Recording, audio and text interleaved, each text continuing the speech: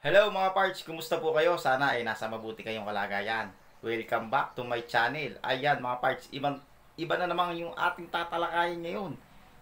Ayan, dito naman tayo sa ating alagang inahing baboy. Sabi ko sa inyo, iba't iba yung ating ina-upload dito sa ating channel. Kaya kung bago ka lang, mag-subscribe ka na.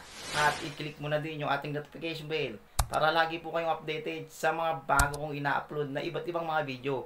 Nag-upload po tayo ng iba't ibang mga video tulad ng ating mga ginagawa sa ating pang-araw-araw na gawain. Yung mga gamit nating mga nasisira. Ayan, ina-upload po natin dito sa ating channel. Yan, kaya kung gusto mong makakuha ng idea, mag-subscribe ka na. Ayan mga pards. Kailangan kasi sa mga panahon ngayon mga pards, hindi lang isang bagay ang iyong nalalaman. Kailangan marami kang alam na nagawain. Eka nga, ibig sabihin marami kang alam na trabaho. Ibig sabihin marami kang alam na dapat gawin. Para kahit saan lugar ka mapunta, hindi ka mawawalan ng trabaho. Kahit saan ka, kahit saan ka dalhin. Eka nga, ibig ko sabihin, mga pards, all around ang iyong skill. Yun. All around. Pangkalahatan. Kahit saan uubra tayo. Construction, welder, kahit ano pa man. Kung meron tayong diskarte or idea na natututunan. Kaya kailangan mga pards, mahalaga yung marami tayong natututunan. Oh yeah. Sa panahon ngayon, mahirap ang buhay mga pards. Kaya kailangan talaga, ganun ang gagawin natin. Hindi lang isang skill ang ating alam. Hindi lang isang bagay yung ating nalalaman. Kailangan iba't iba yung ating nalalaman dito sa ating sa ating pang-araw-araw na gawain. Eka nga, pwede rin tayo sa mekaniko. Ganun, pwede rin marami tayong alam na dapat gawin ganun mga parts. Kaya para hindi na humaba yung ating panunod, simulan na natin yung ibang nating gagawin. Ayan mga parts. Dito tayo sa ating alagang baboy. Ayan mga parts, dito naman po tayo sa ating alagang inahing baboy. At ituturo ko po sa inyo kung ilang takal yung dapat nating ibigay na pagkain dito sa ating alagang inahing baboy para sa oras ng kanyang kapanganakan, hindi mahirapan yung ating inahing baboy. Ayan mga parts. Simulan na natin yung ating tatalakayin mga parts. Kaya kung bago ka lang dito sa ating channel, mag-subscribe ka na at i-click mo na din yung ating notification bell para lagi po kayong updated sa mga bago kong ina-upload na iba't ibang mga video.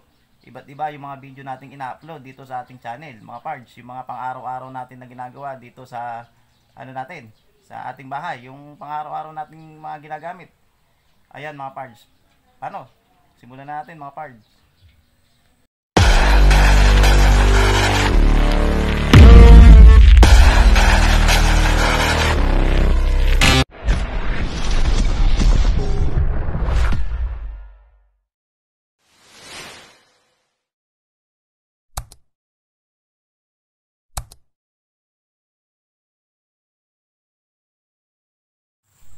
Ayan mga parts, yung ating alagang inahin baboy, 100 days na siyang buntis.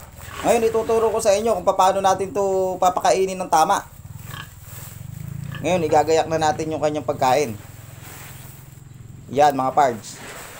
Ngayon, ang gagawin natin mga parts, tatakalin natin to at kikiluhin natin. Yan mga parts, para yung inahing baboy natin hindi nabibigla ng kain at hindi napapadami ng kain or hindi tayo sosobra sa kanyang pagkain sa araw-araw. Ayan. Ang gagawin natin mga parts, 2 kilo sa sa maghapunan yan. Hanggang maghapon yan. Hanggang maghapon na niyang kakainin yung 2 kilo na yan. Ganyan ang gagawin nyo mga parts. Magkikilo kayo ng pagkain sa inyong inahing baboy. Yung pang isang araw lang. Para hindi kayo sumosobra sa sa pagkain. Eka nga, kasi pagka sumobra kayo sa pagkain, ang mangyayari diyan, malulupas yung mga kulig sa loob ng kanyang mga parts. Dahil yung inahin natin yan, buntis yan. Kailangan hindi sosobra ng pagkain yan. At kailangan sakto lang. Kasi mga parts, pagka sumobra, ganun nga mangyayari. Kung di malulupas yung mga kulig, sobra naman ang laki. Ang mangyayari doon, pag sumobra ng laki yung mga kulig, mahihirapan ng mga anak yung ating inahing baboy. Ayan mga pards. At baka ito dukutin nyo pa pagka nanganak to. Kasi sobrang lalaki ng mga kulig. Kasi nga yung pagkain na binibigay nyo sobra. Ibig sabihin nun, lalaki nga yung kulig nun. Sobra nga, kung sakto lang. Kasarapan lang yung laki ng kulig. Kayang-kayang ilabas ng ating inahing baboy yan pagka sa oras ng kanyang kapanganakan. Ayan, ganyan ang gagawin nyo mga pards. Magtatakal kayo. Ikiluhin nyo. Sa maghapon, 2 kilo lang dapat yung kanyang kakainin. Pagkatungtong ng 100 days na pagbubuntis yung ating inahing baboy. Ayan mga pards. Ngayon, pagka pinakain nyo mga pards, ang gagawin nyo, lalagyan nyo ng tubig. Huwag nyong pupuruhin na ano lang. Huwag nyong pupuruhin na pakain lang. Ibig sabihin, huwag nyong pupuruhin na puro feeds lang. Huwag nyong pupuruhin. Ayan mga pards. Kailangan lalagyan nyo rin siya ng konting tubig. Ayan. Kailangan konti-konti lang yung pakain nyo sa maghapon. Kahit mga 5 beses nyo bibigyan yung ating inahing baboy paunti-unti. Hanggang sa maubos niya yung 2 kilo na feeds sa maghapon. Ayan, lalagyan nyo ng tubig mga pards. Ayan, para sisip-sipin niya yung tubig at maraming tubig siyang mainom. Dahil kailangan ng inahing baboy natin na na marami siyang mainom na tubig para pagka sa oras ng kanyang kapanganakan, marami siyang gatas na mailabas para sa kanyang mga anak na para sa kanyang mga kulig. Eka nga, sa susunod na mga araw, pagtungtong ng 105 days na pagbubuntis yung ating inahin, babaguhin pa natin yung takal niyan. Iibahin natin yung kilo. Magbabawas tayo. Kaya abangan nyo yung susunod nating upload, mga parts, kung ilang takal yung ating ipapakain sa ating inahin, kung ilang kilo.